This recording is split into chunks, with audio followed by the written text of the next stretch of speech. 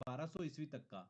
Okay, 100वीं ईस्वी से लेकर 300 ईस्वी तक के समय काल को क्या बोला जाता है? संगम काल, जिसमें हम चेर, चोल और पांड्य साम्राज्य को डिस्कस करेंगे। और 500 ईस्वी से लेकर 1200 ईस्वी के काल में हम दक्षिण भारत के प्रमुख राजवंश जैसे पल्लव, राष्ट्रकूट, चालुक्य और चोल के बारे में स्टडी करेंगे। तो देखिए, लेक्चर जो है ऑटोमेटिकली दो पार्ट में डिवाइड हो रहा है।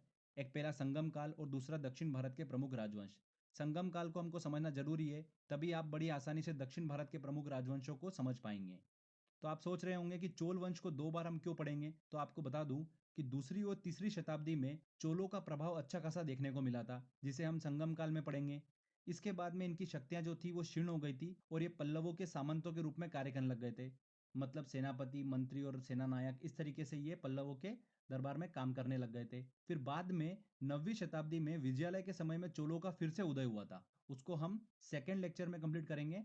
जो आज के लेक्चर में हम कंप्लीट करेंगे वो करेंगे दूसरी और तीसरी शताब्दी में जो चोलों का प्रभाव देखने को मिला था, मतलब संगम काल में, उसको हम अच्छे से समझेंगे। ठीक है, तो इसीलिए मैंने दो बार चोल साम्राज्य के बारे में बात करी है।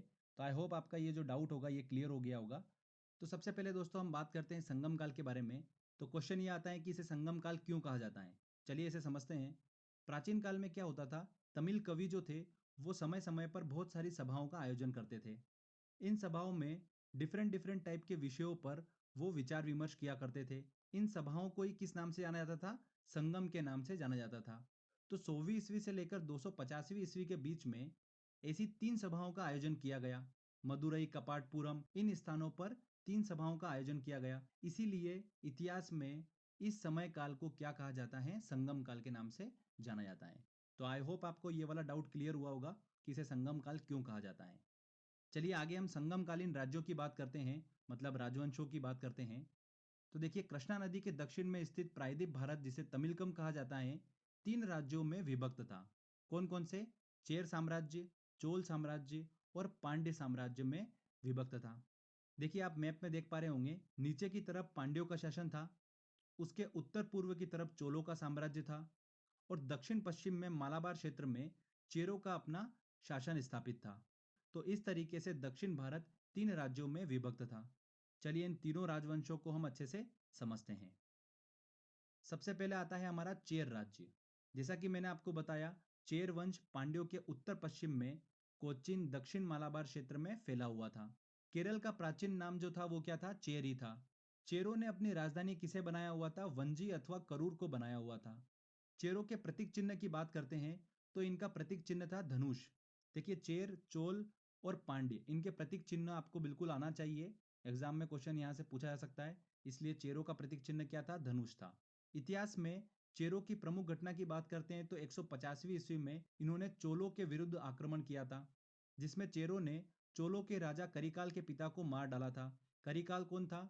चोलों का पहला महानतम शासक था करिकाल। उनके पिता को इन चेरों ने मार डाला था।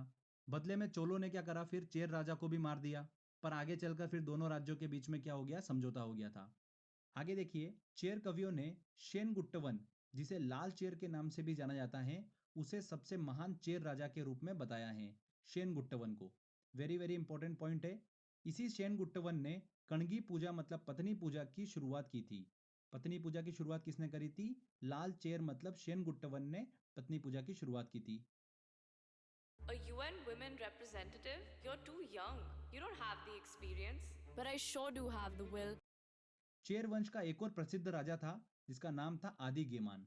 इसी आदि गेमान ने गन्ने की खेती की शुरुआत की थी। तो एग्जाम में अगर पूछा जाए कि गन्ने की खेती का जनक किसे कहा जाता है, तो किसे कहा जाता है? चेर शासक आदि गेमान को कहा जाता है। आगे चलकर दूसरी शताब्दी के बाद में चेर शक्तियां जो थी वो धीरे धीरे खत्म होती गई और चेर साम्राज्य का पतन हो गया था। ठीक है, तो ये चेर साम्राज्य हमने अच्छे से डिस्कस करा। आगे बात करते हैं हम चोल साम्राज्य की। तो दक्षिण भारत के इतिहास में चोल वंश बहुत ही ज्यादा प्रसिद्ध था। चोल वंश का इतिहास दूसरी और तीसरी शताब्दी में देखने को मिलता है। बाद में पांड्यों की शक्ति के कारण इनका पतन हो गया था।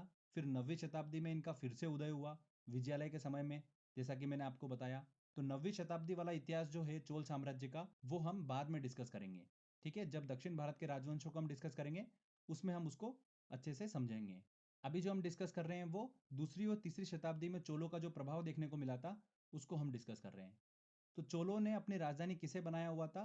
मंतूर और उरेयूर को इन्होंने अपनी राजधानी बनाया हुआ था।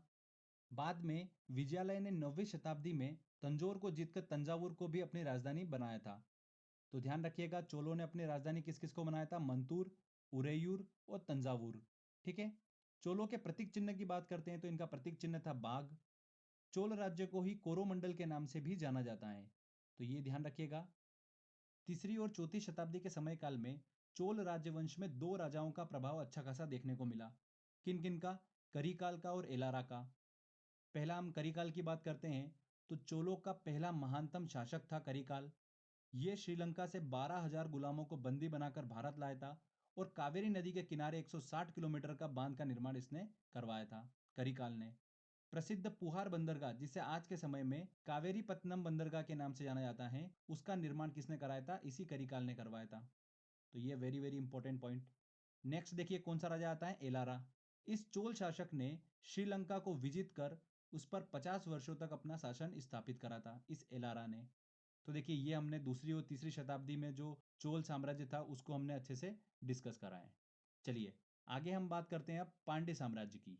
तो इस राज्य का सर्वप्रथम उल्लेख मेगस्थनीस ने अपनी पुस्तिका इंडिका में किया था। इस राज्य का शासन किसके हाथों में था? स्त्रियों के हाथों में था। मदुराई इसकी राजधानी थी और इसका प्रतीक चिन्ह क्या था? मछली था। तीनों साम्राज्य के प्रतीक चिन्ह आपको पता होना चाहिए।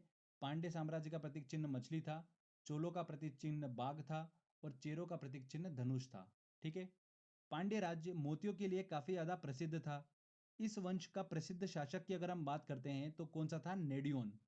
इसी ने समुद्र पूजा की शुरुआत की थी और आगे चलकर फिर 5वीं शताब्दी के बाद में पांड्यों की शक्तियां क्षीण हो गई और इस राज्य का पतन हो गया। तो देखिए फ्रेंड्स, यहाँ पर हमने चेर साम्राज्य, पांड्य साम्राज्य और चोल साम्राज्य को अच्छे से डिस्कस करा। ठीक है। संगम काल वाला टॉपिक हमारा कंप्लीट होता है पहली शताब्दी से लेकर तीसरी शताब्दी के बीच का समय काल। आगे जो इसका नेक्स्ट वीडियो आने वाला है उसमें हम डिस्कस करेंगे दक्षिण भारत के राजवंशों को, मतलब 5वीं शताब्दी से लेकर 12वीं शताब्दी के बीच का समय काल हम डिस्कस करेंगे। ठीक है। जिसमें पल्लव वंश, चालुक्य वंश, राष्ट्रकूट वंश, चोल वंश के बारे में हम डिस्कस करेंगे। चोल वंश का फिर से उदय हुआ था 9वीं शताब्दी में, तो नेक्स्ट वीडियो भी काफी इंपॉर्टेंट होने वाला है। अगर दोस्तों संगम काल वाला टॉपिक आप अच्छे से नहीं समझोगे तो दक्षिण भारत के राजवंशों को समझना काफी ज्यादा आपके लिए डिफिकल्ट होगा। जब मैं 9वीं शताब्दी में चोलों के साम्राज्य का फिर से उदय की बात करूंगा तो आपको पता होना चाहिए कि इससे पहले चोलों का प्रभाव कब देखा गया था। ठीक है। इसीलिए हमने संगम काल को पहले अच्छे से डिस्कस करा है। आगे आपको बड़ी आसानी होगी दक्षिण भारत के राजवंशों को समझने में। तो इस तरीके से देखिए हम 3 लेक्चर में इस पूरे दक्षिण भारत के इतिहास को कंप्लीट करेंगे। तो पहला दूसरा वीडियो काफ़ी अच्छे से समझना इसको, तो टेस्ट लगाने में आपको काफ़ी ज़्यादा बेनिफिट मिलेगा। तो आई होप